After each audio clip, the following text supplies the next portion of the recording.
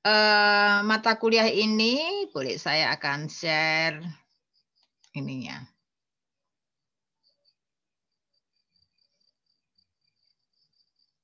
Di mana ini ya?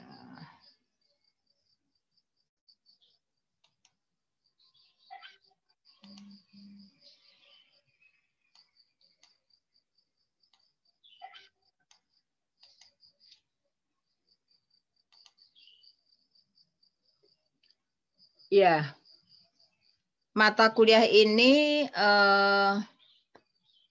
bernama Kepemimpinan dan Komunikasi Organisasi. Jadi tentu karena ini adalah mata kuliah di dalam program studi komunikasi pembangunan, maka konteks-konteks kepemimpinan dan komunikasi organisasinya adalah dalam konteks-konteks komunikasi pembangunan. Jadi itu yang membedakan dengan kepemimpinan dan komunikasi organisasi yang dipelajari di magister atau program pasca sarjana di prodi komunikasi lainnya. Jadi ini mempunyai nuansa dalam konteks komunikasi pembangunan. Jadi secara umum mata kuliah ini diharapkan mahasiswa itu mampu menganalisis permasalahan-permasalahan kepemimpinan dan komunikasi organisasi, khususnya dalam berbagai tipe organisasi yang bergerak di bidang pembangunan.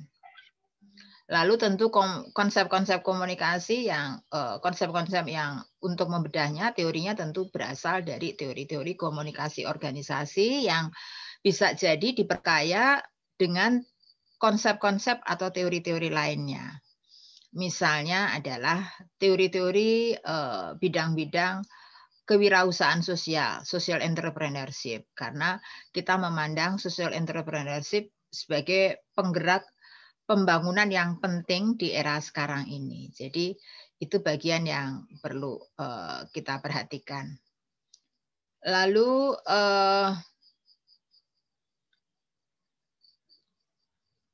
organisasi-organisasi seperti apa? Jadi semua muaranya karena komunikasi organisasi dalam konteks pembangunannya ini adalah pembangunan-pembangunan yang bersifat positif dan arahnya adalah meningkatkan kesejahteraan masyarakat, maka tentu kita akan banyak mempelajari apa ini peran-peran organisasi dalam pembangunan ini. Jadi melihat organisasi sebagai entitas sosial yang menjadi agen perubahan, kurang lebih seperti itu. Jadi kalau biasanya melihat agen perubahan memang bisa, umumnya adalah terorganisir ketika kita membicarakan dalam konteks pembangunan dan dalam konteks perubahan sosial.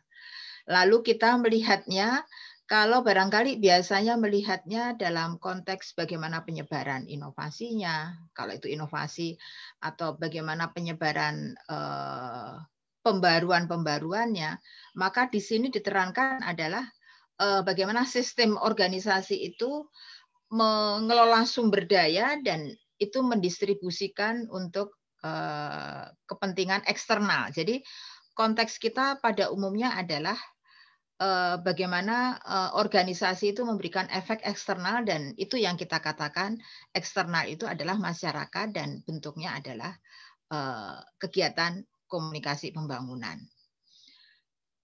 Dalam hal ini tentu kita memandang di dalam konteks komunikasi organisasi tidak dibatasi pada pemimpin sesungguhnya, dinamikanya, tapi kita melihat bahwa kepemimpinan itu sentral.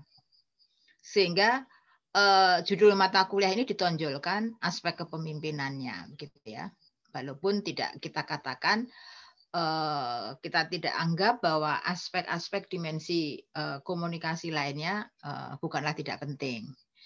Lalu organisasi kelembagaannya yang menjadi fokus kajian adalah tadi kita bisa katakan social enterprises. Jadi kalau di dalam komunikasi organisasi kadang-kadang orang menyebutnya komunikasi bisnis karena pada dasarnya organisasi yang dipelajari di level internasional atau dalam sejarah bidang komunikasi adalah korporat atau perusahaan, sehingga orang menyebutnya sebagai corporate communication atau business communication gitu ya. Nah, dan umumnya business communication itu atau komunikasi korporat itu umumnya adalah orientasinya pada pada sesuatu tujuan-tujuan yang sifatnya orientasi bisnis, kurang lebih seperti itu. Nah, kita akan banyak memberi perhatian, walaupun ya organisasi bisnis kita beri perhatian, tetapi yang jauh lebih kita beri perhatian adalah jenis-jenis social enterprise.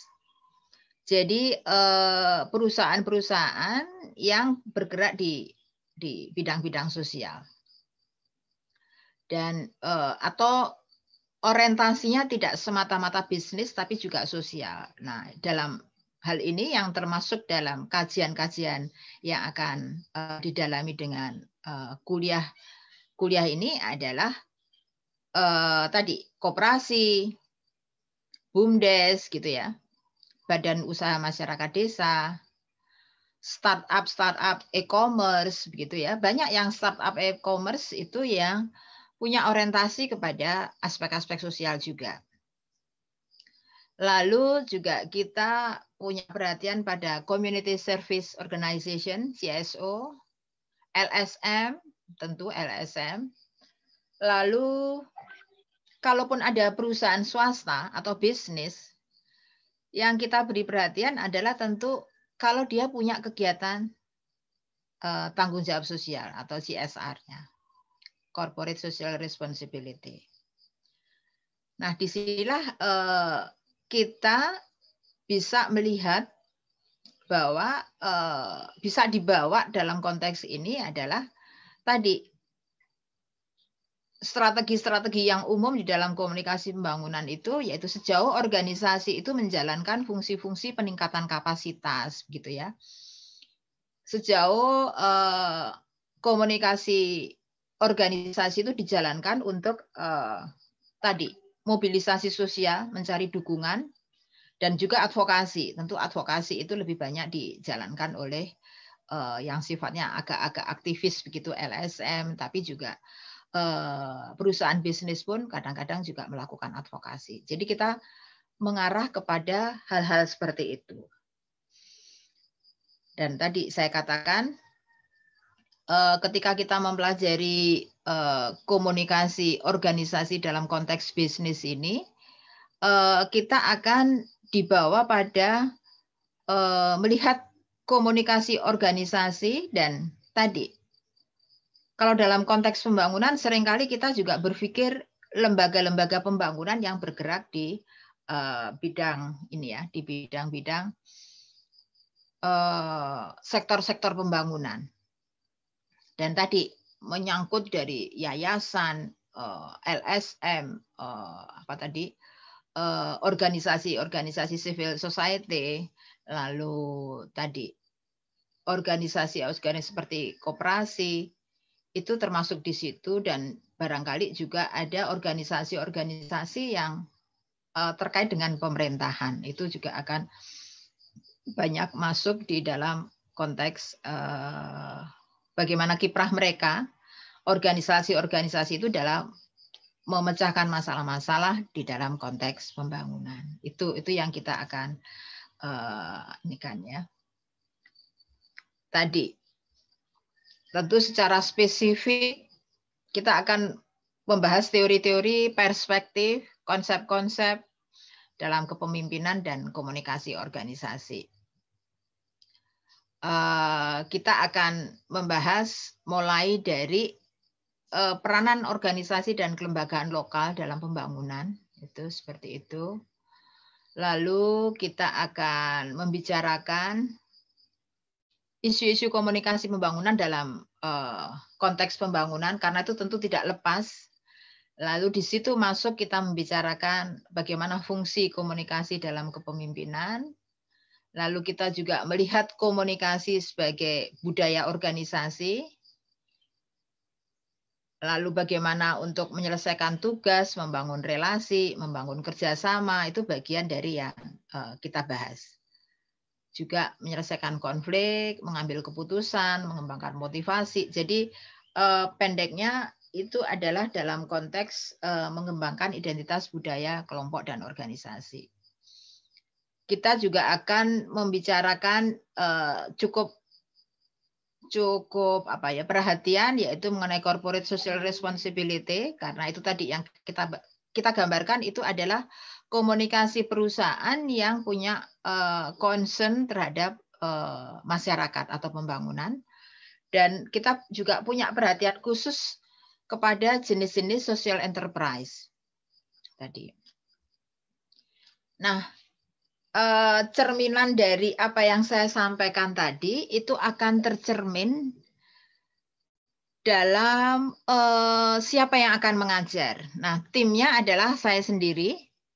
Saya akan banyak memberikan pengantar mengenai bagaimana organisasi dan kelembagaan lokal dalam pembangunan. Jadi saya memberikan tempat kelembagaan lokal itu penting dalam pembangunan, dan jarang atau belum banyak yang meneliti aspek-aspek kelembagaan lokal ini. Tadi ya, komunikasi organisasi itu lebih banyak dilihat dalam konteks individu-individu, masyarakat-masyarakat, tetapi kelembagaan itu belum banyak. Kecuali kalau hadir di dalam promosinya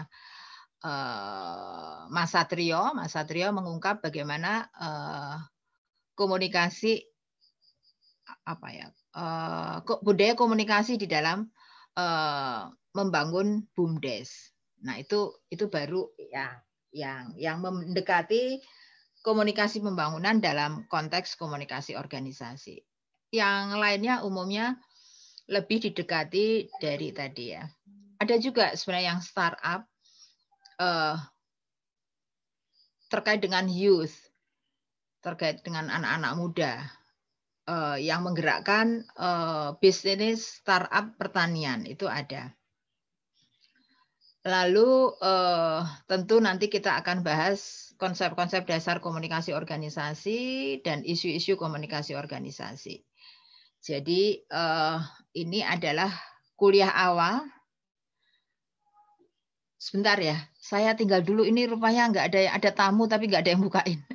Maaf, ini kalau kuliah ternyata kayak gini. Ya, siapa itu?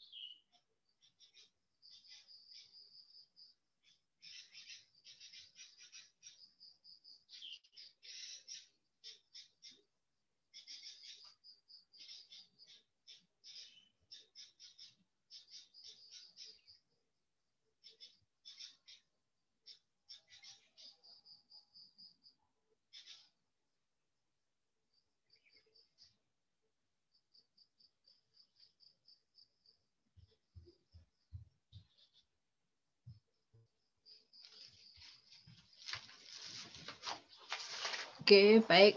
Maaf ya. Jadi tadi kita sampai mana? Jadi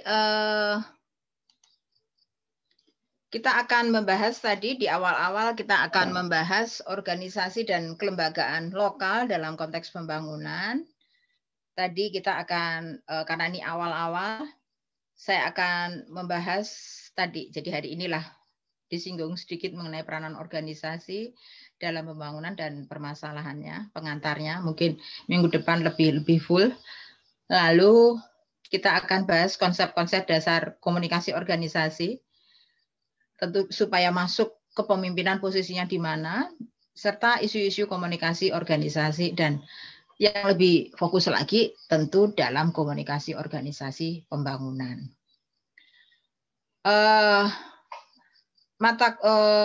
Topik-topik kepemimpinan dalam dinamika organisasi dan kinerja itu akan dibahas oleh Prof. Musa Hubeiz. Saya nggak tahu apakah di antara mahasiswa di sini yang ada yang dibimbing Prof. Musa. Beliau dari background-nya manajemen, tetapi dari awal sudah banyak membantu atau berpartisipasi di dalam proses pengajaran dan pembimbingan di KMP. Jadi beliau sangat familiar dengan komunikasi. Tapi basis beliau adalah seorang bergerak di bidang manajemen. Beliau nanti akan membahas mengenai kepemimpinan itu sendiri, kepemimpinan dalam konteks menyelesaikan kerjasama dan menyelesaikan konflik, lalu kepemimpinan dalam menghadapi perubahan. Ya, isu-isu perubahan memang harus diantisipasi, dan itu juga ketika perubahan itu mempunyai implikasi di dalam konstelasi pembangunan, itu juga harus bisa diantisipasi. Lalu pengajar lainnya adalah Dr. Makmun Sarma. Beliau background-nya adalah ekonom, sosial ekonomi, sosek dulu, agribisnis. Tetapi beliau sebenarnya juga punya background pendidikan dalam konteks penyuluhan, kelembagaan pendidikan, kelembagaan penyuluhan, dan juga sama beliau ini juga banyak membantu mengembangkan, membimbing mahasiswa-mahasiswa di dalam program studi KMP. Jadi beliau juga familiar dengan KMP. Akan menyoroti social enterprises.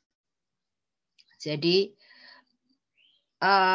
sama, ini dipertautkan dengan peran social enterprise dalam pembangunan, kepemimpinan dalam social enterprise, lalu kita bawa bagaimana peran komunikasi untuk pengembangan kapasitas social entrepreneurship. Nah, itu diharapkan Pak Makmun akan banyak mengisi bagian-bagian ini. Lalu nanti akan ada kepemimpinan dalam komunikasi korporat, khususnya adalah komunikasi CSR yang akan menjadi perhatian, dan CSR dan community relations. Kalau tidak ada CSR-nya, kadang-kadang setiap bisnis itu atau perusahaan itu mempunyai community relation. Lalu bagaimana efektivitas komunikasi CSR, strategi komunikasi CSR itu akan dibicarakan di sini. Dan nanti ditutup oleh saya lagi terkait dengan stakeholder dan budaya organisasi. Jadi ini adalah kurang lebih pokok-pokok bahasan yang akan dibahas di dalam mata kuliah kepemimpinan dan komunikasi organisasi. UTS itu ada di 1 sampai 10 April. Tapi kalau tidak keberatan, itu kita gunakan 1 sampai 10 April itu sesungguhnya ini ada kepemimpinan dalam social enterprises. Tapi kalau kelihatannya memberatkan dalam pengertian karena ini adalah minggu-minggu ujian, walaupun tidak semua mata kuliah ada ujiannya ya. Itu kita isi dengan ini ya, kepemimpinan dalam social enterprises ini. Lalu ini tadi di 1 sampai 10 April keambil 1, lalu di masa UAS itu 16 sampai 26 Juni, tapi karena kita menggunakan tadi rasa-rasanya sampai 14 kali pertemuan itu berakhir di 1 Juni. Liburnya ini adalah libur Lebaran 10 sampai 23 Mei. Tapi kita juga bisa pertimbangkan kalau merasa perlu ini karena masih kita bisa katakan kita masih punya jatah luang. Kalau UTS tidak dipakai, sesungguhnya kita masih bisa pakai di tanggal 7 sampai 7 Juni. Kurang lebih gambarannya seperti itu. Biasanya kami nilai itu tidak dari UTS, tapi lebih kepada tugas dari keaktifan dan tugas dari masing-masing dosen. Jadi dengan kata lain, dan saya biasanya main sama rata saja. Jadi kalau ada dosennya 4, ya sudah masing-masing punya kontribusi 25%. Jadi itu yang biasanya kami lakukan. Dan tadi kita tidak berharap, tapi boleh juga kalau itu wah kayaknya sih lebih enak kalau bentuknya lain, misalnya ada ujian, ya boleh juga sih kalau mau di antara para mahasiswa mengharapkan seperti itu karena misalnya biar lebih fokus gitu. Nah, tapi tugas-tugas biasanya tugas-tugas itu masing-masing, jadi tidak ada tugas akhir yang tidak ada tugas akhir untuk seluruh mata kuliah ini, tapi bentuknya adalah tugas-tugas dari masing-masing pengajar. Gitu. Sampai di sini ada yang ini kita bertanya atau apa begitu, karena pada dasarnya ini adalah masih kuliah awal, saya juga hanya memberikan gambaran mengenai mata kuliah ini gitu. Ya, boleh saya Bu Titi? Silahkan.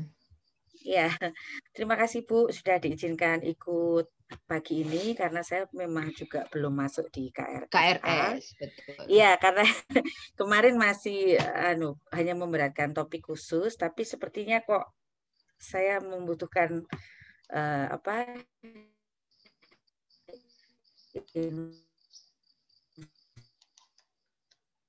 Oh, wah bunyinya kok nggak ada. Nah, putus. Terbawa angin. Oh, terbawa angin. Oh ya. Keluar lagi. Keluar lagi.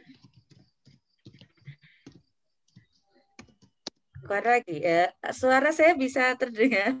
Bisa. Oh ya, Bu Titi, pertanyaan saya adalah kelembagaan lokal yang Ibu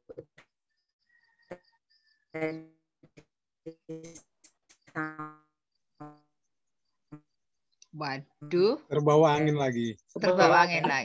Ini sebenarnya Bu ini nggak mengaktifkan video toh? Mengaktifkan Bu tadi. Coba jangan pakai video, mungkin itu membuat berat Bu Hanifah. Atau videonya saya mati. Iya, coba. Memang kita tadi kan sudah sempat lihat wajahnya, merah putih semangatnya udah. Iya. Tadi pertanyaan saya yang pertama belum kedengaran. Belum kedengaran. Monitor Bu. Belum. Kalau ini sudah terdengar. Hanif, mendayu-dayu Kak Hanif nggak dengar? Iya, mendayu-dayu apa diketik di ini? Boleh. Sambil diketik di chat. Ya, sinyalnya, tapi ini hujan deras banget sih memang di sini juga. Oh iya. Sangat deras Ibu. Oh, di sini sebenarnya enggak. Kalau di Bogor sudah selesai hujannya tadi pagi. Habis subuh masih hujan. Kacau di sini. Kak Hanif. Dia lagi berjuang. Seru ini. Berarti rata ya Bu ya hujan ini. Iya, ini kan pas ya. Kalau Imleknya kan pas hari ini ya. Oh iya, aduh sampai nggak sempet kirim dodol. Gongsifa Jaya. Mana kue keranjang? Siapa yang punya kue keranjang? Kirimin alamat Bu, nanti saya kirim. Aing Bu, katanya mau ngirim. Dek.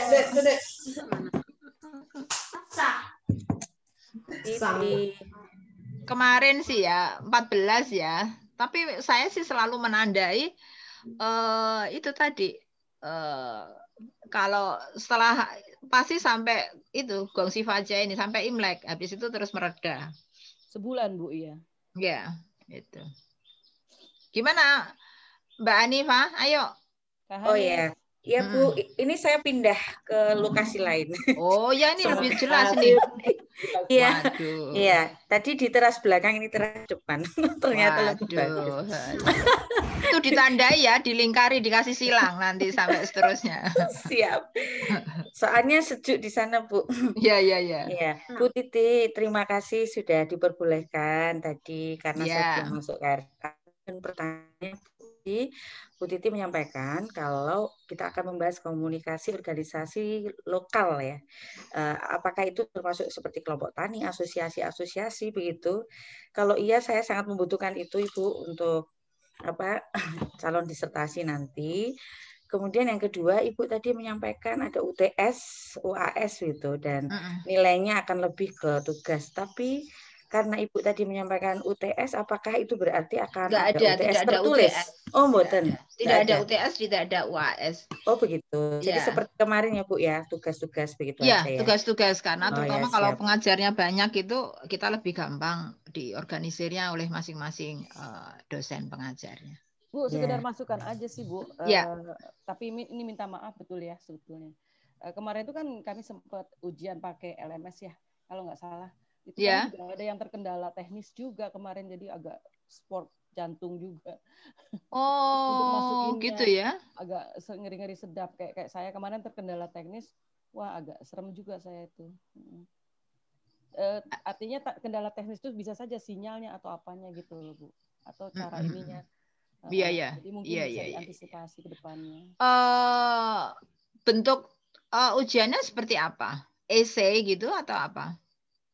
Kemarin sempat esai sih Bu, dikasih waktu itu 2 jam, cuman mungkin ada terkendala teknis di sinyalnya atau di apanya, atau secara teknis intinya.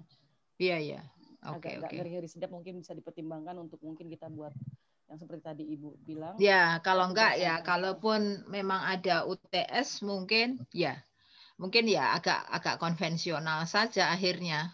Ya tadi pakai email, ya saya nggak tahu apakah berarti kalau pakai email pun juga lebih ini atau lebih longgar sedikit waktu pengiriman supaya nggak terkendala. Kemarin yang di Google Drive itu aman ya Bu ya? Aman yang apa maksudnya? Yang ujian kompol sama Ibu tuh. Oh, dikirim. Iya. Lebih aman ya Bu ya? Iya. Kalau kompol kan cuma diupload aja, bukan diupload. Iya, itu Google Drive, Bu.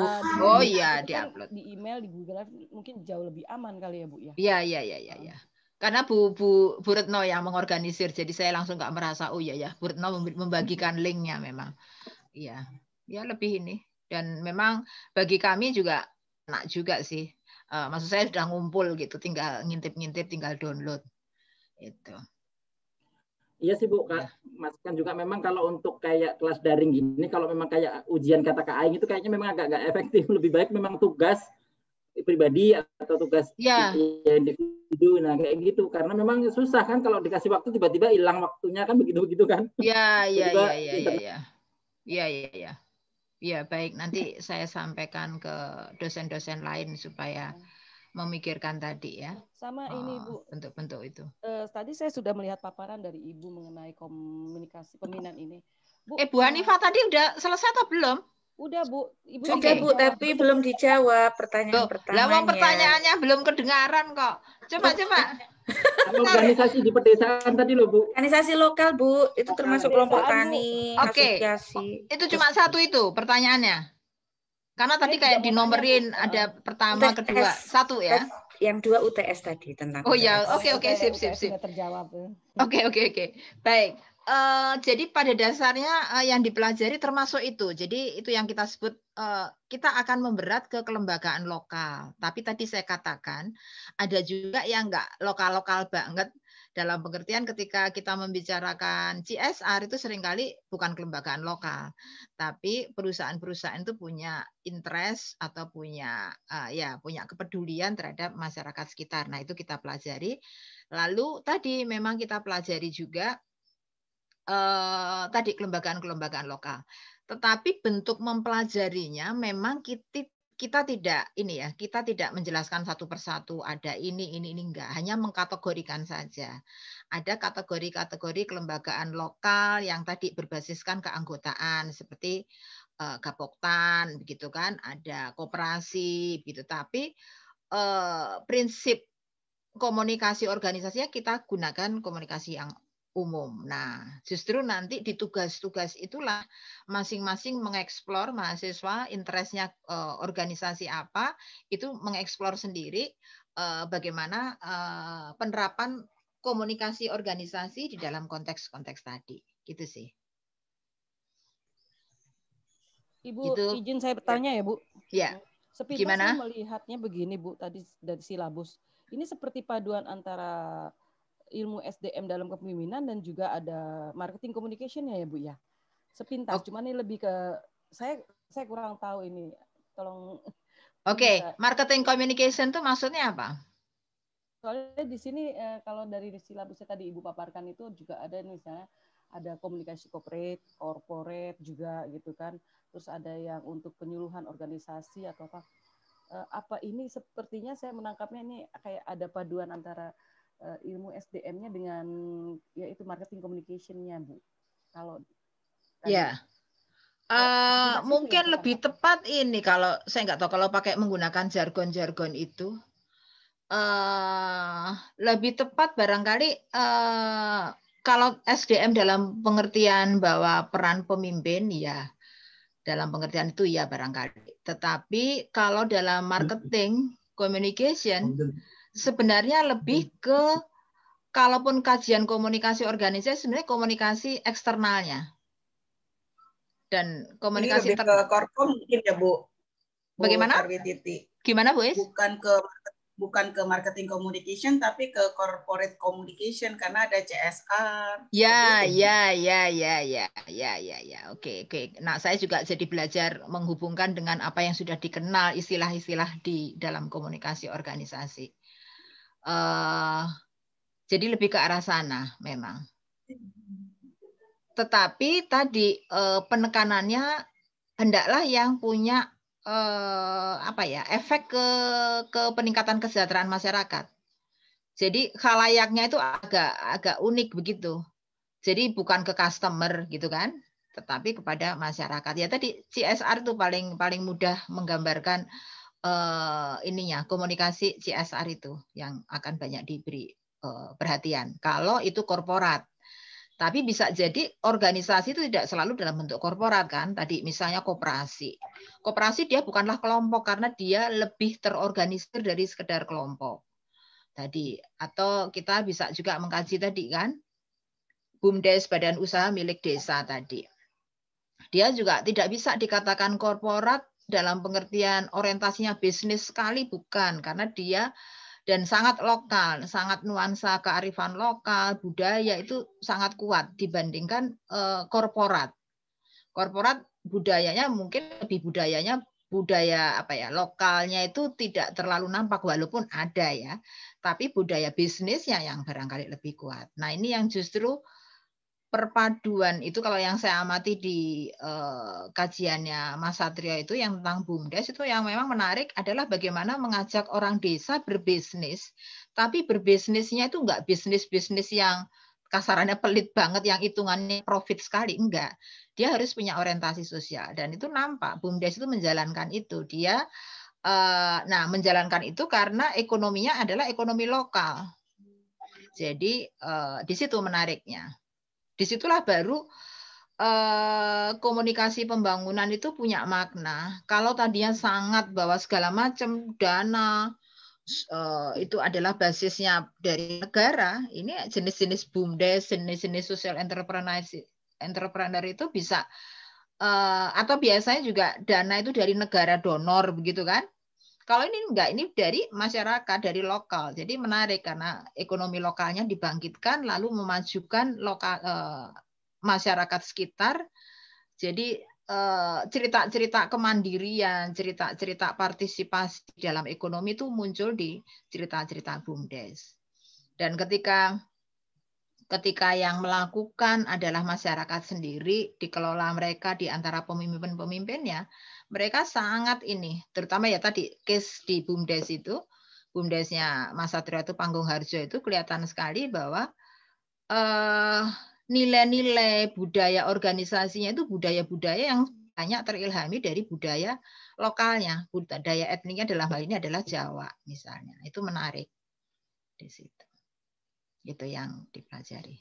Oke, ada lagi? Assalamualaikum Ibu. Ya. Izin bertanya. Ya, ini Bu Eni ya. Mohon, damang Ibu. Bang Esto, aduh aku kalau dijawab bahasa Sunda ditanya langsung, perbendaharaan saya langsung dibangkitkan. Tapi logatnya logat Jawa ya, harus plural ya. Saya Ibu, saya. Saya. Pokoknya juga dicoba aja. Bahasa Gimana? Jawa Bu, karena banyak rekan saya dari Jawa Jawa. sae. Hembotan saya baru tahu itu artinya tidak. Saya kira Iya. hembotan itu maaf. Saya nggak tahu.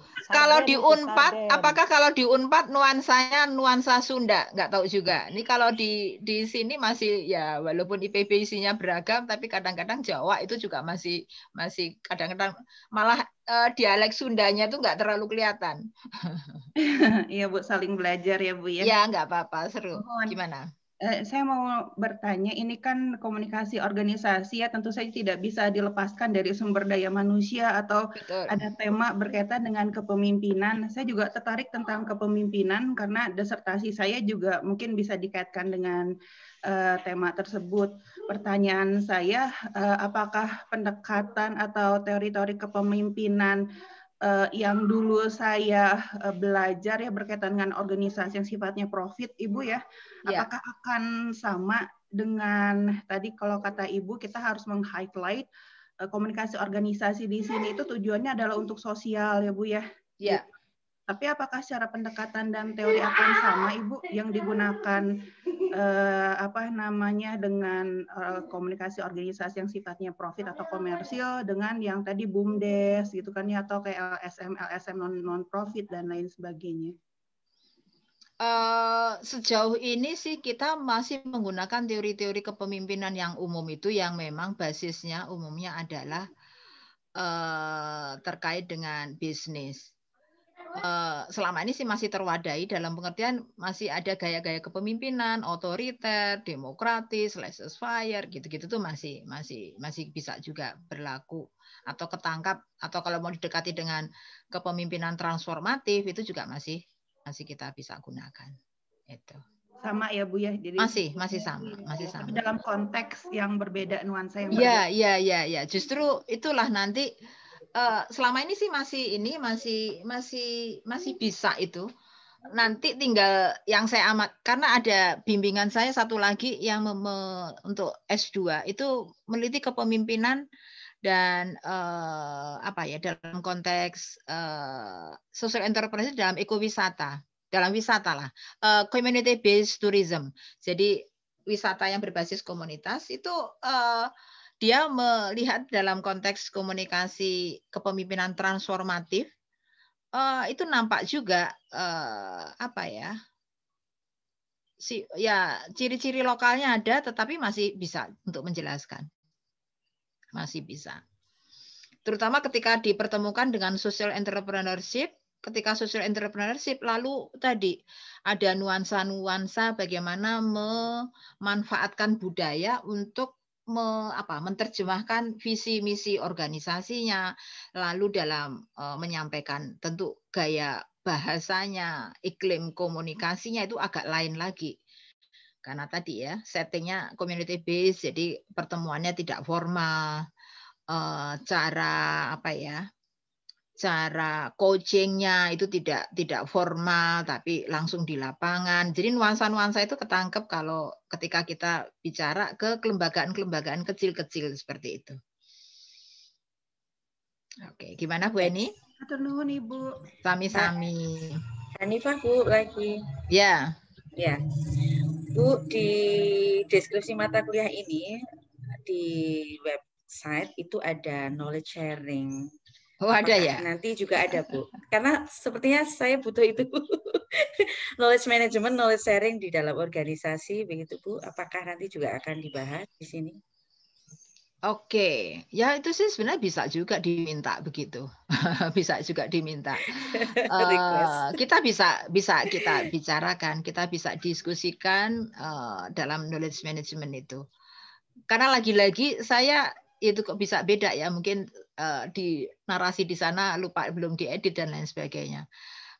Tadi yang saya katakan ketika menjelaskan mahasiswa saya yang tesis tadi, ketika mengkaji kepemimpinan, dia menggunakan knowledge management itu juga. Jadi bagaimana pemimpin pemimpin, dan di situ menariknya pemimpin itu tidak satu.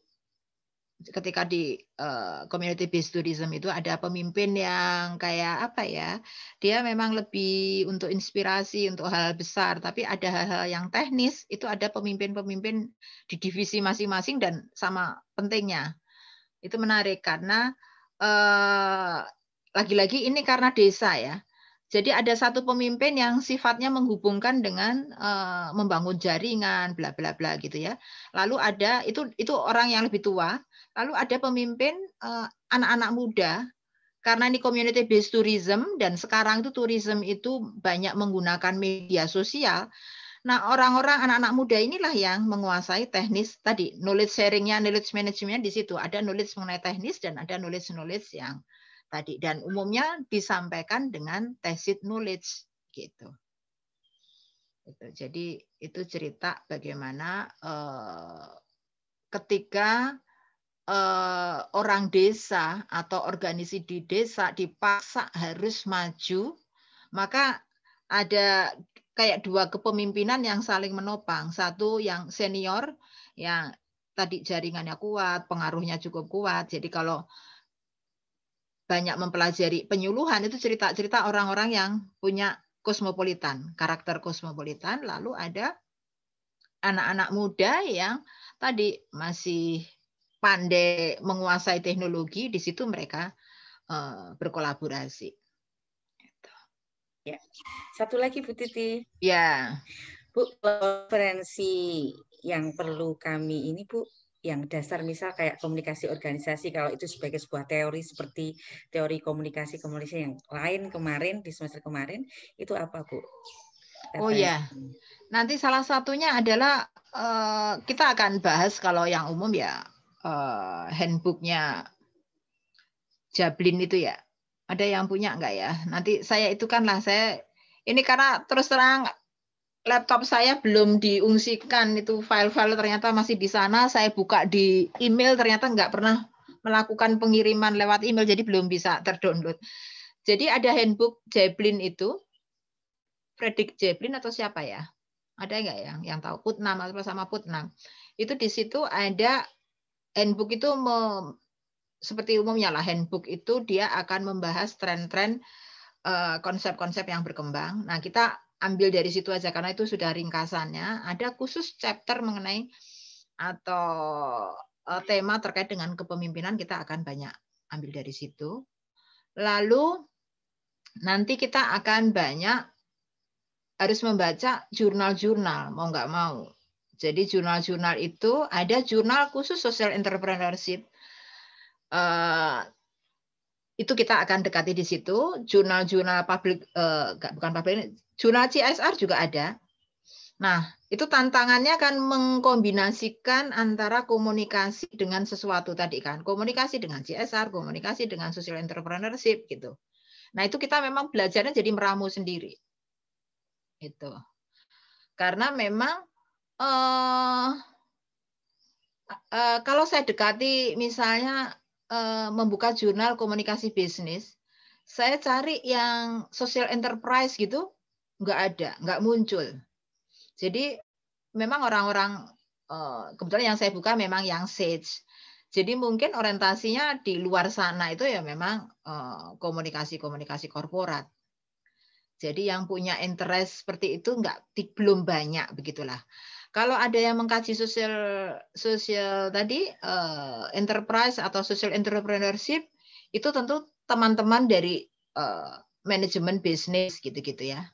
Nah, itu bisa kita gali lagi, lalu kita masukkan communication-nya. Nah, itu mungkin nanti terbangkit. Jadi kita memang belajar dengan mempelajari sumber daya yang ada, lalu kita ambil gitu. Kita akan banyak ke sana. Oke, kalau di bukunya handbooknya Wilkins itu ada social entrepreneurship yang nulis Anani ya, Mike Anani. Nah, itu bisa jadi titik tolak lah. Artinya dengan handbook komunikasi pembangunan itu dari Wilkins, itu kita jadi tahu sebenarnya dalam komunikasi pembangunan itu sedang ada yang jadi isu itu soal-soal seperti itu. Social entrepreneurship dikaitkan dengan pembangunan ekonomi, dikaitkan dengan pengentasan kemiskinan yang barangkali bukan hilang. Orang misalnya ada yang lebih interestnya ke inovasi, tapi ada yang interestnya tadi interest ke kemiskinan. Nah, ke kemiskinan itu mau nggak mau bersinggungan dengan ekonomi. Ketika ekonomi ya mau nggak mau atau lekat dengan social entrepreneur tadi, social entrepreneurship itu.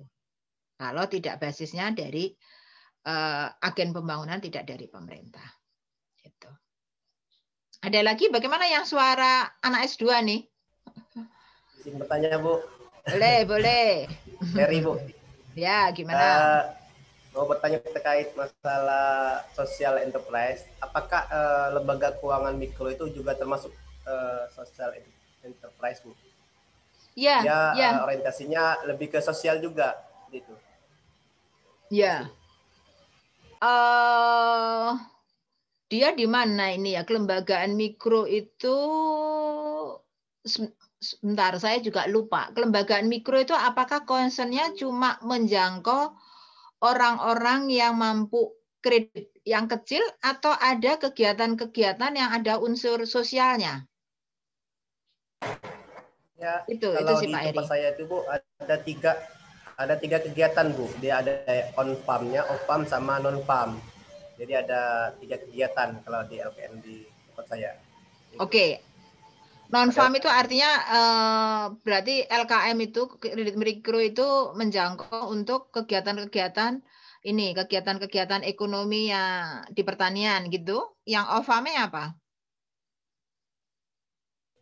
Kalau yang on farm kan yang budidaya, yang off farm itu misalkan usaha di luar budidaya tetapi masih berbasis pertanian, seperti misal kios tani seperti itu. Tapi dananya dari LKM seperti itu. Kalau yang non farm itu misalkan warung kelontong dan lain sebagainya. Kalau mendengar ceritanya sih sebenarnya lebih penekanannya lebih ke dia mungkin bukan social enterprise, dia masih bisnis. Cuma bisnisnya itu menjangkau kelompok-kelompok kecil, itu sih. Ya. Tetapi bisa juga itu dikaji dalam konteks komunikasi pembangunan ketika melihat perilaku, kalau kita memandang perilaku menjalankan perilaku perbankan gitu ya, atau bukan perbankan terkait dengan lembaga keuangan itu perlu juga dipelajari. Dan itu dulu ada Bu ini dulu masih angkatan pertama awal-awal lah dari S3 komunikasi, Bu Soraya. Ada yang tahu nggak Bu Soraya yang di Paramadina ya kalau nggak salah, itu kajiannya mikro. Kenal, Bu. Kenal. Ya itu. Dia itu mengkaji ekonomi mikro itu. Tadi perilaku orang, membayar, mengangsur, dan lain sebagainya.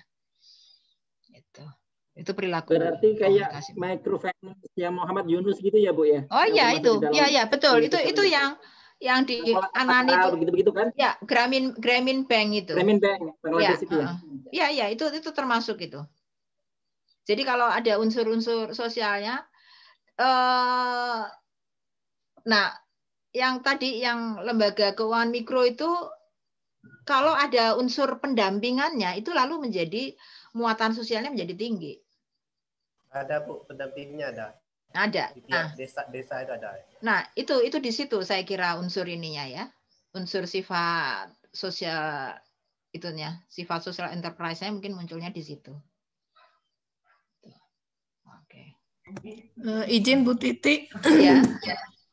Ya, baik Bu Titi, ini mungkin karena pas kebetulan di layar ini kok muncul soal CSR ini, Bu. Saya jadi teringat pernah mengikuti satu diskusi, jadi bahwa CSR itu dikaitkan dengan adanya 2 dimensi, yaitu community relations dan community development. Ya.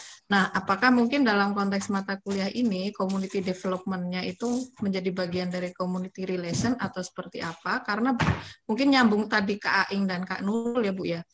kenapa diiriskan dengan komunikasi pemasaran atau marketing communication, karena CSR ini memang kadang-kadang dianggap sebagai bagian dari strategi itu. Misalnya, ya, jadi yang dilakukan oleh perusahaan, misalnya dalam situasi bencana memberikan bantuan, tapi itu diklaim sebagai sebuah kegiatan CSR, misalnya seperti itu.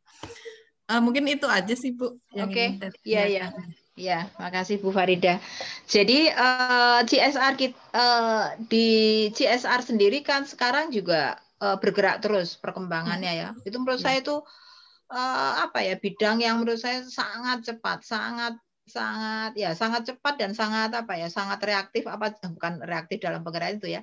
Sangat cepat, sangat progresif, keliru, bukan reaktif, progresif.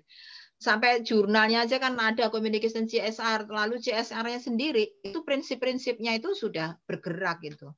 Dari yang dari yang sifatnya benefit hanya membagikan filantropis gitu ya Bu. Ya dari filantropis betul, istilah filantropis betul, dari filantropis sampai pendekatan sekarang yang lebih ke prinsipnya, prinsip community development itu. Jadi orang bisa melihat tarikannya sama bisnis barangkali ya, yang lebih menjual image, pencitraan bahwa bisnis ini peduli sama itu. Nah, itu di kalangan perusahaan-perusahaan itu sendiri juga berkembang pemikiran-pemikiran itu.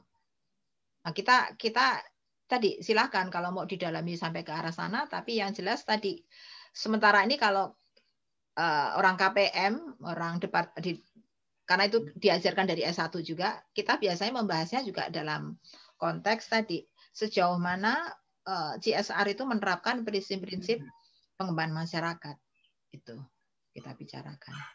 Dan memang tidak bisa dinafikan dalam pengertian begini, dia punya efek mengangkat reputasi gitu kan. Tetapi tentu kita tetap jangan sampai pure, dalam arti jangan sampai memberat ke reputasinya, mengabaikan unsur community development-nya. Maka di perusahaan-perusahaan kan sekarang CSR-nya ada apa itu namanya? CSV itu loh Bu. Apa?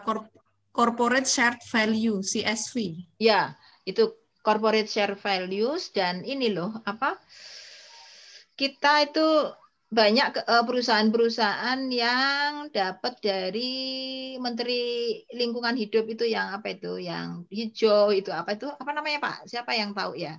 Kok saya jadi lupa. Jadi perusahaan itu berlomba-lomba untuk mendapatkan CSR-nya itu sejauh mana berkesinambungan, berkelanjutan, dan diberi penghargaan-penghargaan itu. Nah, saya pelajari instrumennya sendiri. Sekarang tuh instrumennya semakin community development. Nuansa kegiatan-kegiatannya itu semakin mengental ke sana. Artinya orang-orang bisnis, orang-orang perusahaan itu mau nggak mau belajar sosial gitu. Itu yang menurut saya menarik. Oke. Ada lagi? Ya, makasih Bu Titi. Oke, Bu Titi. Ya. Ibu punten jangan panggil saya Eis, Nurul aja. Saya kan Sundanya palsu juga. Oh gitu. Wah, oke Ibu Nurul. Ya. Bu, ini menarik tentang komunikasi organisasi, karena kan di S1 juga sudah ada nih, tapi ketika saya lihat silabusnya ini benar-benar berbeda jauh gitu loh Bu. Iya. Nah, yang mau tanya lagi, tadi kan Ibu bicara tentang social enterprise, bagaimana kemudian ketika bisnis itu ketika kegiatan itu tidak semata-mata untuk mencari keuntungan atau bisnis, tapi juga untuk sosial gitu ya Bu. Iya. Nah, sekarang ini kan kalau kita lihat banyak sekali perusahaan-perusahaan atau travel umroh yang isi umroh seperti itu, Bu. Itu kan bermunculan. Yeah. Ketika mereka hanya menyetor 1,5 atau 5 juta, mereka bisa umroh, kemudian bayarnya nanti setelah pulang umroh.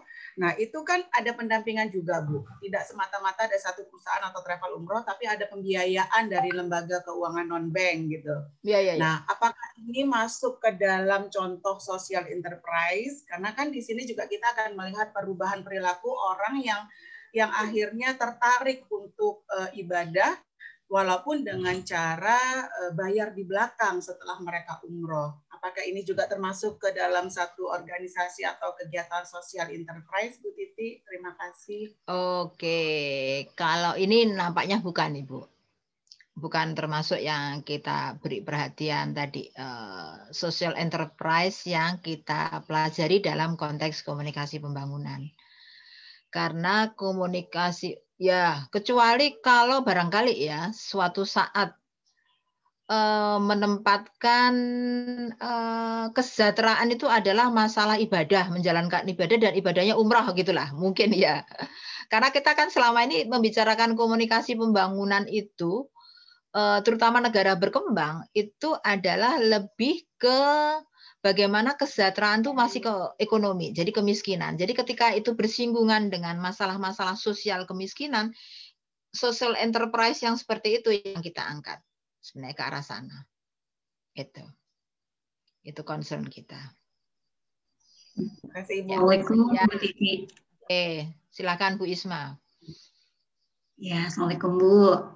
Terima kasih Bu sudah dipersilahkan mengikuti kuliah pagi ini. Boleh. Bu, mohon izin Bu, ini sharing sekaligus menanyakan juga.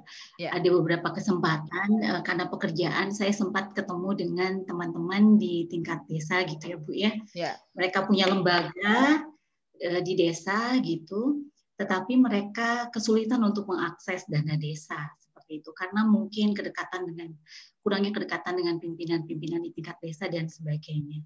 Ya. Sehingga lembaga mereka itu agak sulit menerima kucuran dana gitu ya dari dana desa. Padahal untuk peruntukannya sebenarnya bisa saja mereka mengakses dana desa. Sehingga saya berpikir sepertinya teman-teman ini memerlukan diberikan pelatihan ataukah diberikan penguatan bagaimana cara mengakses dan juga advokasi terhadap dana desa seperti itu. Apakah mungkin Bu tema ini akan menjadi salah satu bahasan kita Bu di kuliah ini? Terima kasih Bu. Oke.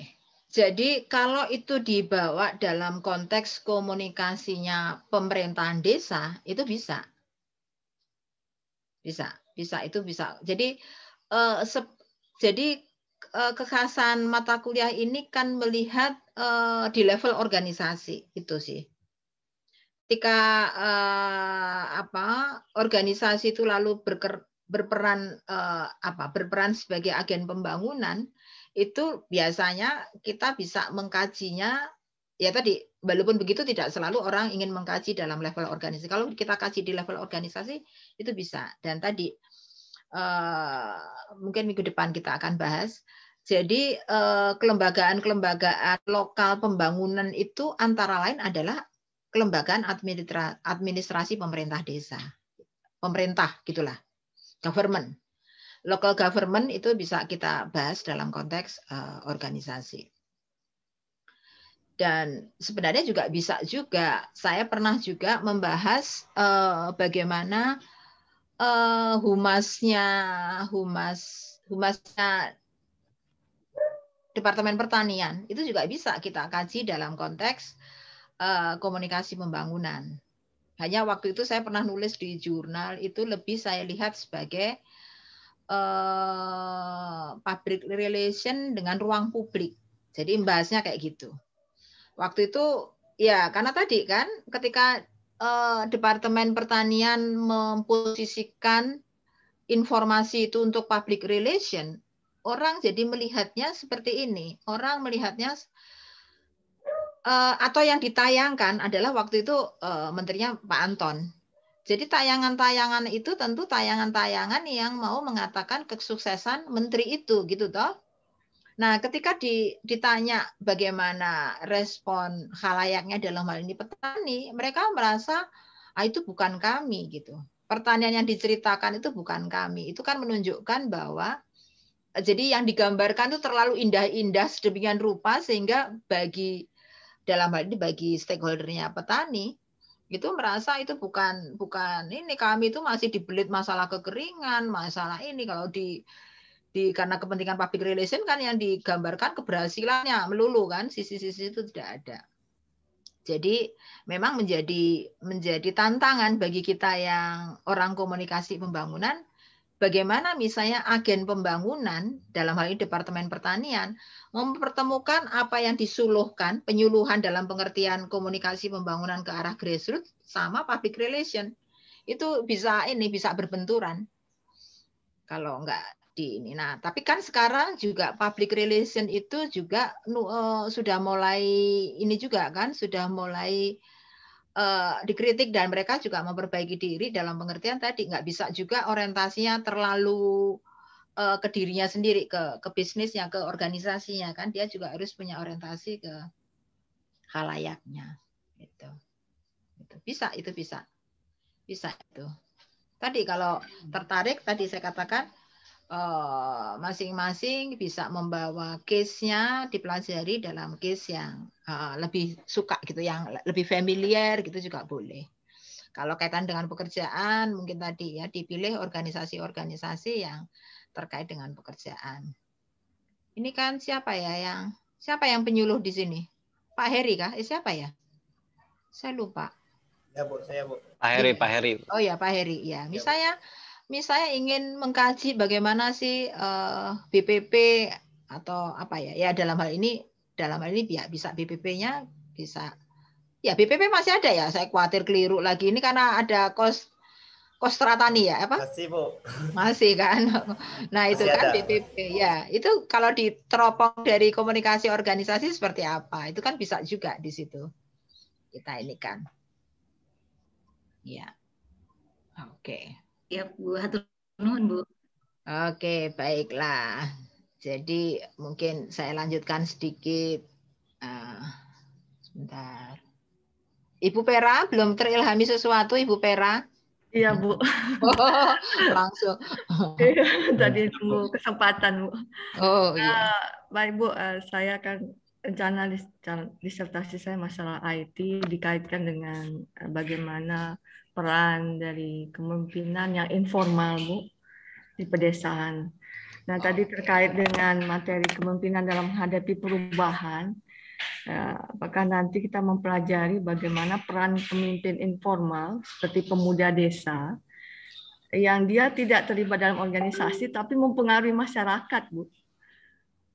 Gitu. Kadang-kadang misalnya penyuluhan, kemudian penyuluh itu tidak cukup memberikan materi penyuluhan yang dibutuhkan oleh petani, maka muncullah pemimpin-pemimpin informal, yaitu pemuda yang menguasai IT, dan pemuda-pemuda ini mempengaruhi masyarakat untuk bagaimana melakukan suatu sistem pertanian yang itu inovatif. Iya. Apakah itu nanti kita pelajari dalam kuliah ini, Bu? Ya. Nampaknya sih tidak. Kita memang spesifik ke kepemimpinan dalam kaitan dengan organisasi, Bu. Oh, ya. Kalau tadi kan sebenarnya kalau di komunikasi pembangunan ada juga cerita mengenai opinion leadership gitu kan. Dan itu tidak selalu terikat dengan suatu organisasi, walaupun kebanyakan orang-orang yang punya menjadi panutan di dalam apa yang dikatakan diikuti atau punya opinion leadership gitu, itu biasanya berafiliasi atau status sosialnya biasanya relatif bagus biasanya. Dan kadang-kadang kalau di desa orang yang status sosialnya bagus itu biasanya juga menjadi tokoh-tokoh dalam organisasi. Tapi kalau cerita tadi nampaknya sih tidak, dan nggak apa-apa juga. Memang tidak dikaji di dalam konteks kuliah kita hari ini, tetapi sebenarnya bagian yang dibicarakan dalam konteks tadi ICT for Development itu banyak cerita-cerita seperti itu. Ya, kalau yang S2 karena semester lalu membicarakan itu, saya kira itu termasuk yang dibicarakan itu ICT for Development ketika anak-anak muda yang bisa menjadi penjembatan antara orang tua yang punya pengaruh tapi tidak menguasai teknologi seperti tadi yang saya katakan, cerita kepemimpinan yang di community based tourism itu ceritanya seperti itu. Yang pemimpin-pemimpin itu kebetulan memang karena itu pemimpin bisnis pengelolaan ekowisata, ya statusnya dia peroleh di situ. Tapi sehari-harinya dia sesungguhnya yang kerja di situ itu adalah kadang-kadang mereka adalah pedagang buah, nanti pulang dari dagang dia mengelola bisnis turismenya, terus kadang-kadang juga ada anak sekolah yang pulang dari sekolah dia ikutan-ikutan jadi guide atau apa gitu. Jadi menarik juga yang cerita community based tourism itu gimana organisasi atau bisnis wisata ini bisa menyerap tenaga kerja dan memberikan penghasilan tambahan kepada orang-orang gitu. Dan tadi yang cerita anak muda tadi yang menguasai ICT tadi bukan orang tua. Lalu bagaimana peran dinas pariwisata? Rupanya dinas pariwisata itu juga ya mungkin karena banyak yang mereka tidak terjangkau oleh pelatihan-pelatihan dari dinas pariwisata. Gitu. Jadi sekarang itu memang penggerak itu banyak yang dari luar badan-badan yang formal. Jadi ya tidak lagi pemerintah, sekarang tuh banyak tadi sosial bisnis UKM kecil tapi punya kepentingan sosial, itu menjadi penggerak utama akhirnya. Gitu. Artinya kepemimpinan informal tidak dipelajari di sini, Bu? Tidak. Tapi seorang pemimpin bisa jadi memberikan pengaruh lewat jalur formal, komunikasi formal, tapi bisa jadi komunikasi informal, iya. Tapi kalau pemimpin informal tidak kita ini. Nah, kalau jalurnya nanti dia kepemimpinannya informal, kemudian melalui tadi keterlibatan dengan kepemimpinan formal, itu bisa, Bu? Oh ya bisa ya, tadi itu contoh kebetulan tadi kan adalah di community based tourism itu ada pemimpin di BUMDes sendiri, kepemimpinannya ya melekat pada biasanya pengurus-pengurus atau pengelola BUMDes. Di community based tourism tadi juga begitu, mereka adalah pengelola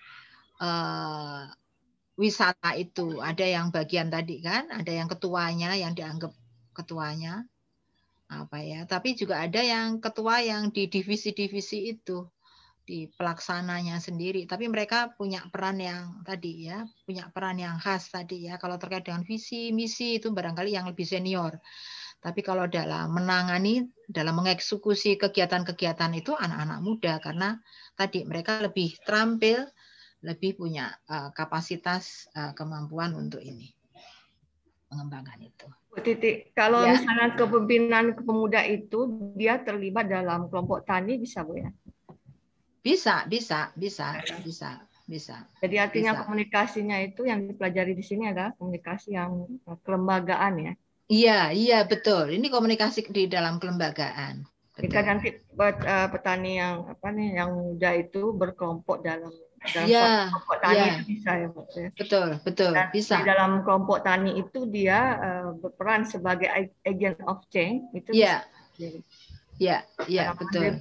Dalam mendiseminasikan IT kepada petani di dalam kelompok tani itu bisa, Bu ya? Bisa. Ibu Titi. Oke. Ya. Izin, Bu. Oke, silakan. Terima kasih, Bu Titi.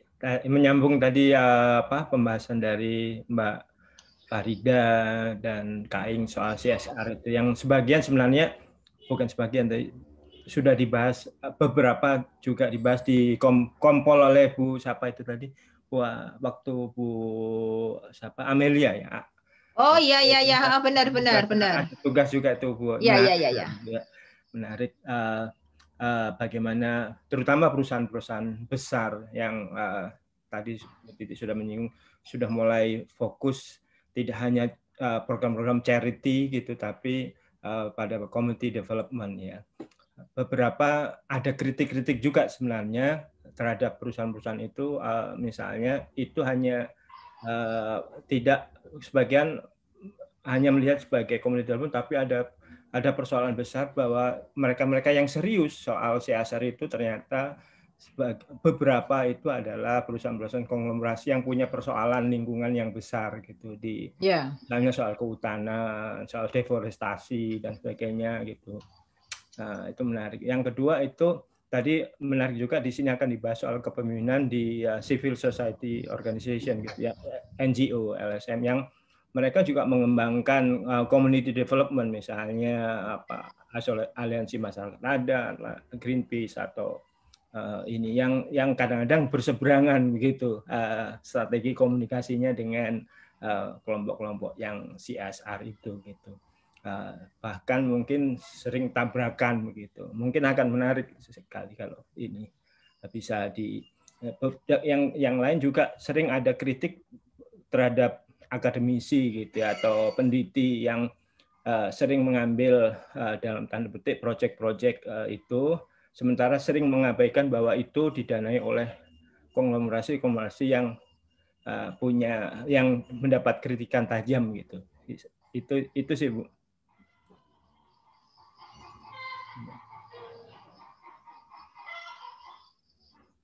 Gitu. Mungkin bisa seimbang lah gitu. Tidak hanya CSR tapi ada kelompok-kelompok yang formal juga, yang punya lembaga juga gitu. Di NGO, di LSM yang sering bertabrakan dengan perusahaan-perusahaan yang menjalankan program CSR community development yang serius juga gitu.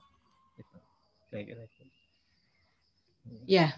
Mohon diulangi sebentar, tadi saya kehilangan, lari sebentar ke depan. Gimana Pak? Tadi CSO, CSR, terus tadi gimana?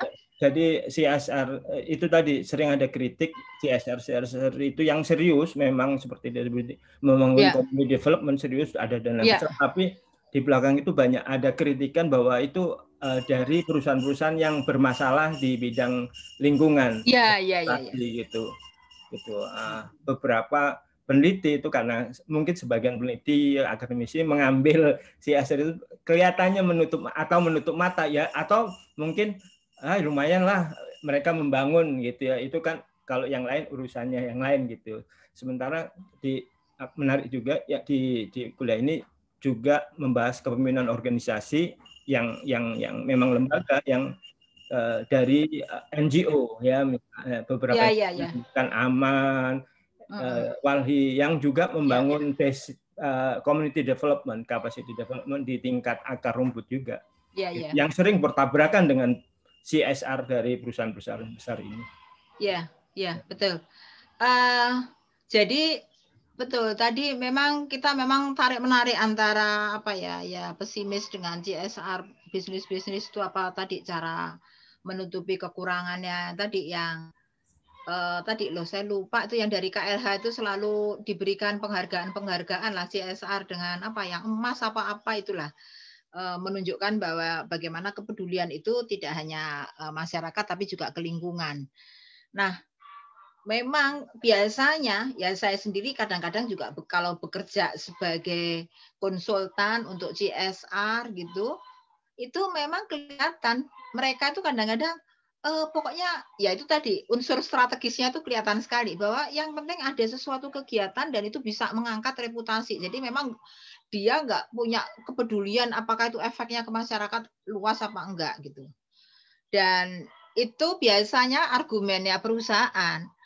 Seringkali begini dia, lah itu kan tugasnya pemerintah bukan perusahaan gitu kan. Kalau semua masyarakat sekitar mengadu dan harusnya perusahaan berturun tangan, dia bilang, lah itu kan bukan tugasnya perusahaan, tugasnya pemerintah. Nah itu biasanya begitu sih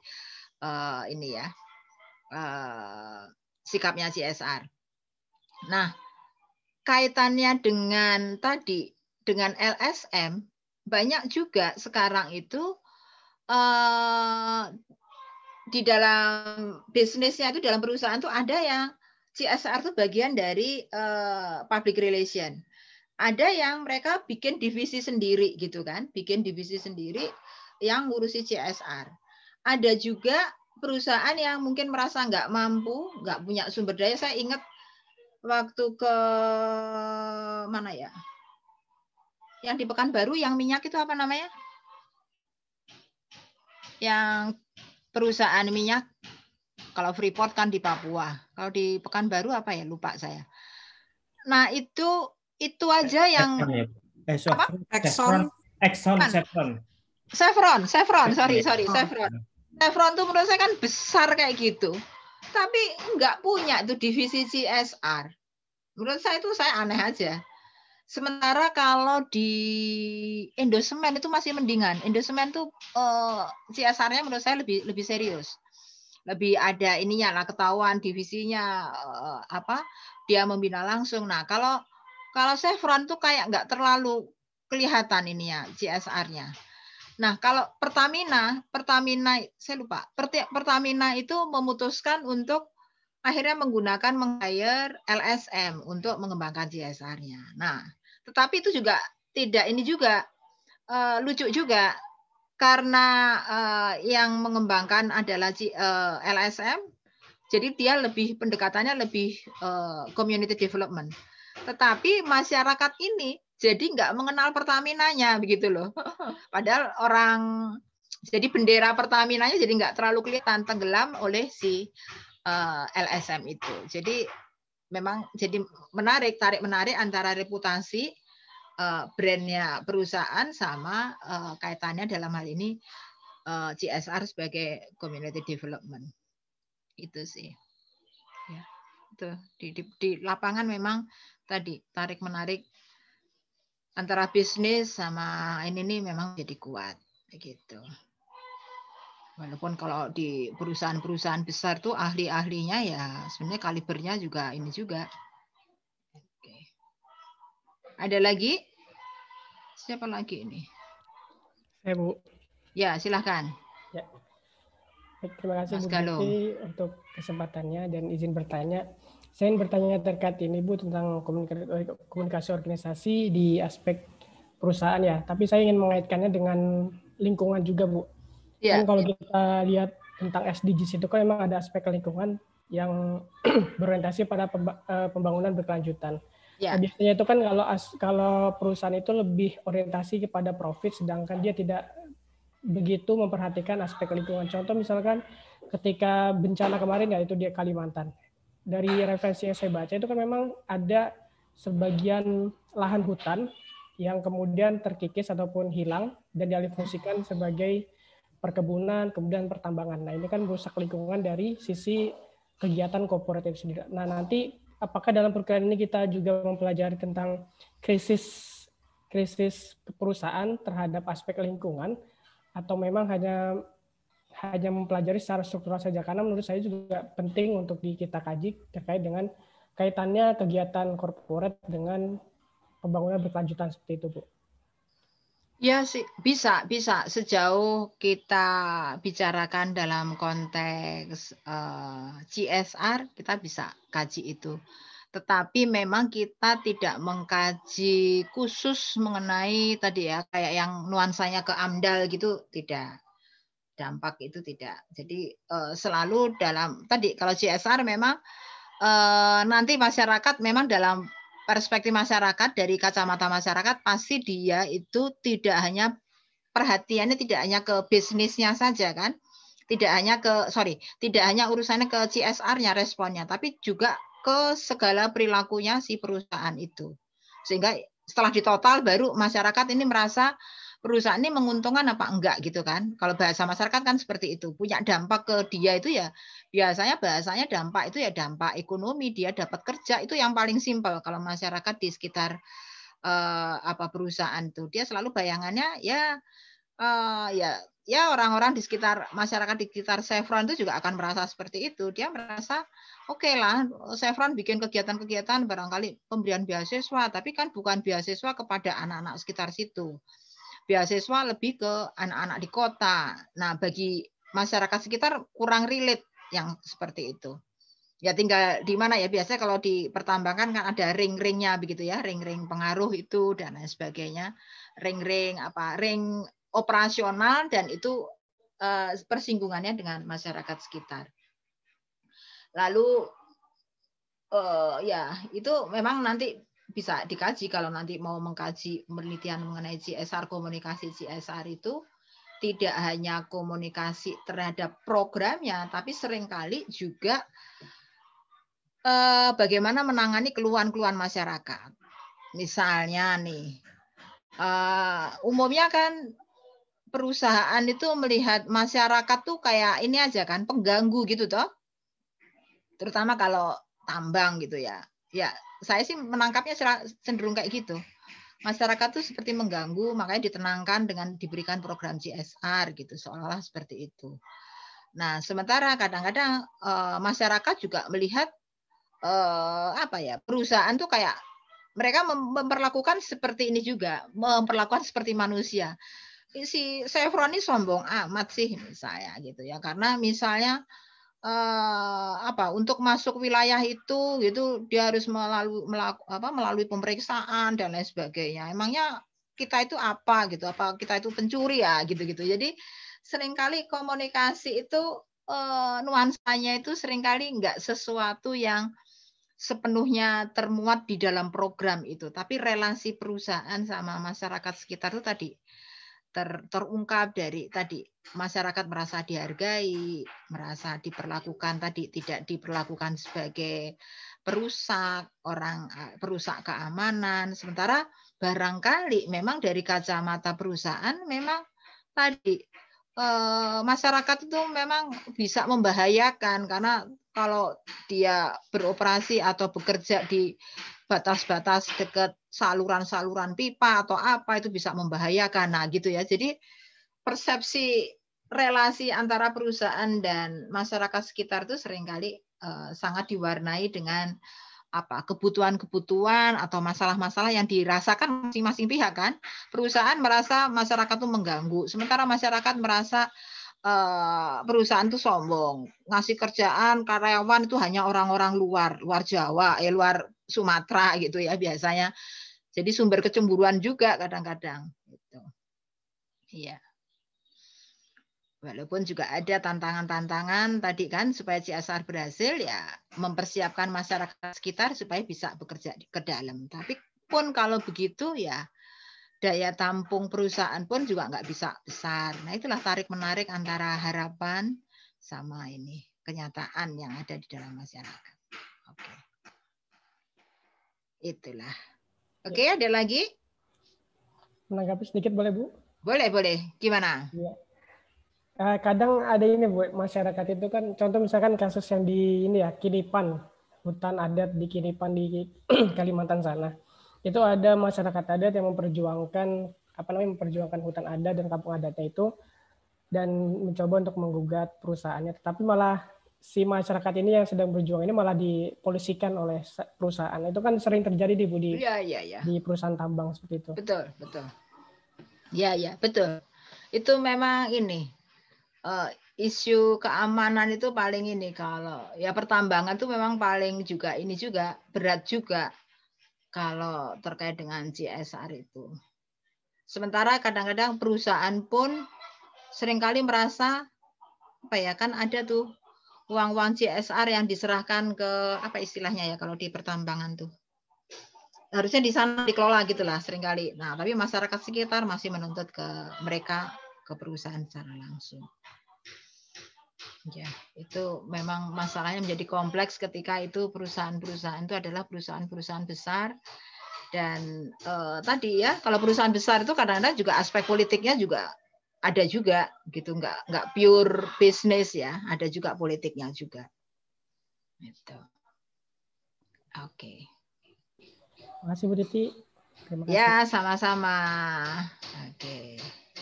Ada lagi?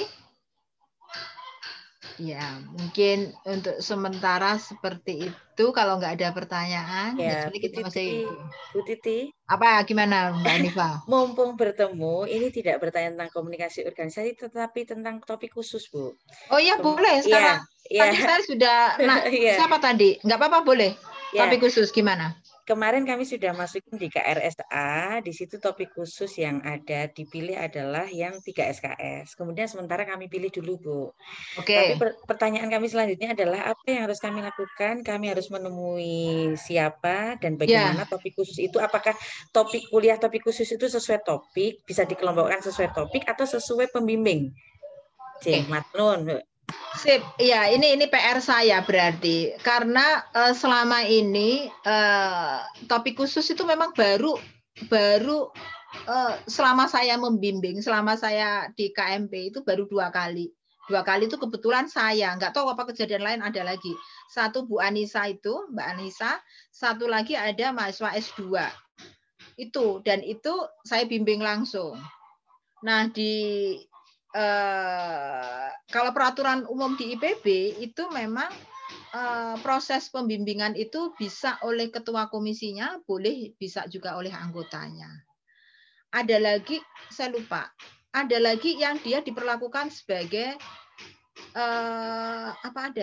sebagai mata kuliah. Karena kalau kayak gitu itu terlalu berat. Karena nanti topik khusus itu memang ya tadi namanya aja topik khusus, dia akan spesifik sesuai dengan kebutuhan mahasiswa, dan umumnya kebutuhan mahasiswa itu dikaitkan dengan tugas akhirnya.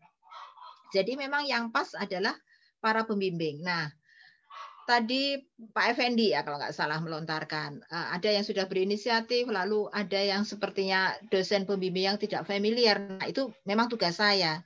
Saya baru ini juga ya.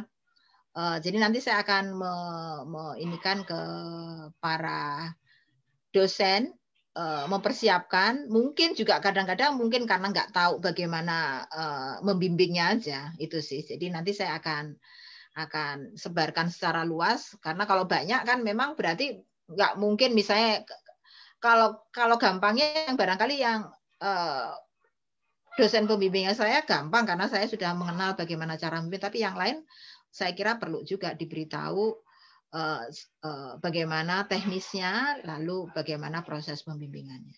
Ya, tapi sekarang boleh. Sekarang sementara sambil mungkin di KRS-an. Jadi selama di KRS itu, tapi boleh juga mendaftar ke Budesi ya. Atau sebenarnya kalau Budesi juga bisa melihat dari KRSA itu ya cukup dari situ sih. Nanti saya bicarakan. Punten Ibu, punten. Ya, gimana Bu Eni? Saya pun di KRSA sudah mengontrak mata kuliah topik khusus, tapi ini masih running untuk menunggu kejelasan dari prodi berkaitan dengan teknis atau masih ada peluang kami untuk misalnya tetap mengambil topik khusus di KRSB. Jujur saja Ibu, semester genap sekarang saya bersemangat ya, salah satunya karena ada mata kuliah topik khusus itu ya Bu ya, apalagi background S2 atau S1 saya bukan komunikasi pembangunan, saya masih meraba-raba ya mudah-mudahan. Apa memang Bu Heni, apa tadinya? Oh, bukan komunikasi pembangunan, tapi komunikasi kan? Tapi komunikasi. Oke. Ya. Itu setidaknya karena ada topik khusus terus dari mulai semester genap saya sudah dipacu Ibu gitu kan. Ya. Saya komitmen mengambil mata kuliah tersebut, saya dipacu untuk belajar lagi, konsultasi lagi gitu lah ya, atau melihat fenomena kebaruan berkaitan dengan tren-tren pembangunan. Mohon Ibu kejelasan ya berkaitan dengan mata kuliah topik khusus tersebut. Ya, baik. Ya, terima kasih. Saya tadi itu PR saya mau inikan para dosen karena kalau banyak tentu tadi harus banyak yang membimbing dan bagaimana mengarahkan, karena biasanya adalah tugasnya memang papernya itu bisa, itu yang disebut systematic review. Systematic review itu untuk membangun state of the art, untuk mengeluarkan novelty, bisa seperti itu. Tapi saya kira juga bisa seperti theoretical review, walaupun nanti sebenarnya di kuliah teori konstruksi itu nanti diajarkan tadi membuat theoretical review, methodological review. Jadi jenis-jenis sebenarnya yang kami harapkan di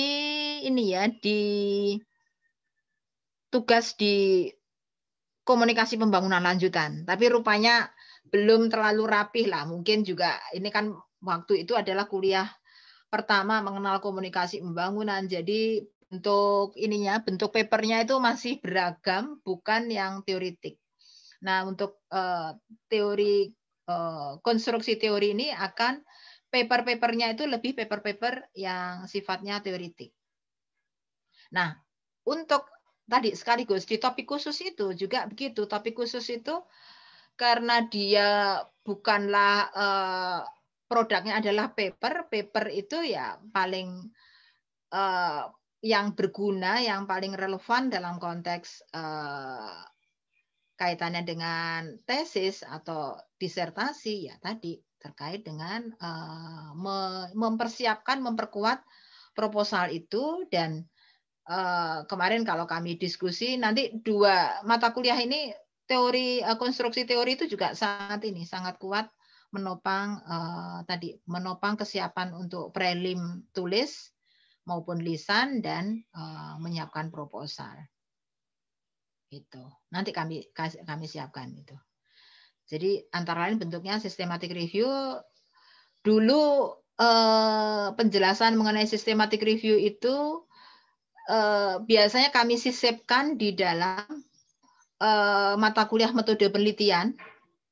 Ketika membicarakan tinjauan literatur itu biasanya kami bahas jenis-jenis tinjauan literatur dan di situ salah satunya adalah systematic review. Biasanya saya menugasi membuat systematic review walaupun cuma sedikit. Misalnya paling tidak misalnya 20 pustaka artikel jurnal yang sangat fokus menunjang tesis atau disertasinya. Nanti karena kan kalau menjadi proposal betulan kan itu sekitar untuk systematic review-nya ya barangkali sekitar 40-an, 30-an gitu.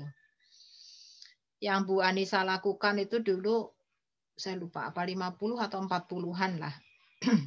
Dan itu dikerjakan tadi dalam 1 semester setiap minggu biasanya sih ketemu melaporkan sudah membaca apa sampai mana, akhirnya bentuk akhirnya adalah paper. Nah, paper itu banyak itu sebenarnya bisa sekali berartikel jurnal systematic review yang tadi di semester lalu barangkali ya, yang pernah di-sharing Bu Anissa, saya pernah nulis sama Bu Anissa itu bisa diterima di Buletin Penelitian Kesehatan. Jadi menerima systematic review. Kalau di luar negeri itu banyak. Tapi kalau di Indonesia tadi aneh itu. Indonesia tuh nggak terlalu menghargai jenis-jenis systematic review. Maunya itu original research. Padahal systematic review itu kan pengetahuan tuh akumulatif lalu dikristalkan. Itu kan juga harus ada orang yang melakukan itu. Jadi tidak hanya temuan-temuan, tapi harus ada yang merangkum. Saya pernah saya nggak tahu apa sudah pernah cerita. Saya pernah ke suatu conference di Malaysia yang mendorong orang atau link dengan jurnal-jurnal Scopus lah. Nah itu saya banyak ketemu mahasiswa S3 di sana, banyak yang presentasi systematic review. Jadi saya langsung ingat, waduh, anak KMP juga harus bisa itu karena tadi dari systematic review-nya itu sendiri bisa dikirim untuk artikel jurnal. Jadi saya berharap juga artinya itu paper yang cukup serius sehingga itu bisa dimasukkan di artikel jurnal. Nah, karena sudah punya komisi pembimbing, artikel jurnal itu bisa diklaim sebagai salah satu yang menunjang tadi yang syarat tadi kan harus ada jurnal nasional dan internasional, itu sudah bisa. Jadi kita bisa curi start di situ. Yeah.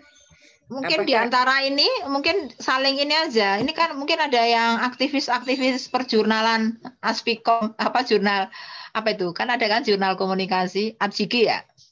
Ada nggak ini yang pengurus Abjiki atau aktivisnya lah? Paling tidak ada nggak di antara jurnal-jurnal komunikasi itu yang menerima tidak original research.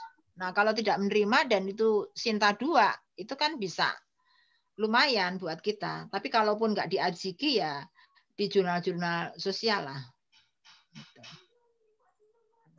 Bisa. membantu. Oke, saya kira kita akhiri sampai di sini. Bu Hanifah ngeklik mau ngomong sesuatu? Enggak, Bu.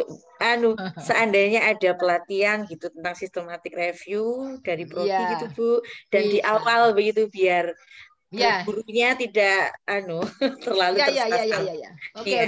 Oke. Mungkin nanti boleh. Mungkin nanti saya minta bisa dititipkan di ini sih. Ada 2 macam, bisa jalur course-nya, jadi diisikan di sub mata kuliah di bab tertentu, bisa juga di luar itu. Nanti saya sedang ini kan, saya akan diskusikan dengan Prof. Marjo.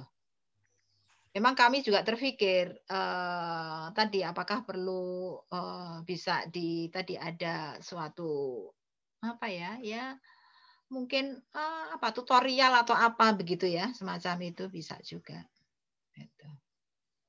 Oke, tapi kalau enggak tadi memang dititipkan di para pembimbing. Ada 2 macam kan, berarti para pembimbingnya diingatkan lagi jenis-jenis tugas systematic review itu seperti apa, atau juga bisa juga ada tadi yang bisa menghandle, membantu itu. Misalnya Bu Anissa, nanti saya cek apakah dia punya waktu cukup untuk itu. Nanti bisa ada sesi-sesi khusus untuk dipersiapkan itu. Oke, sip lah. Oke, baiklah. Terima kasih. Saya senang dengan kuliah hari ini. Nanti suara S2 jangan kalah sama suara S3 ya. Dia kayak gitu gayanya ya. Anak S2 malu-malu dulu ya.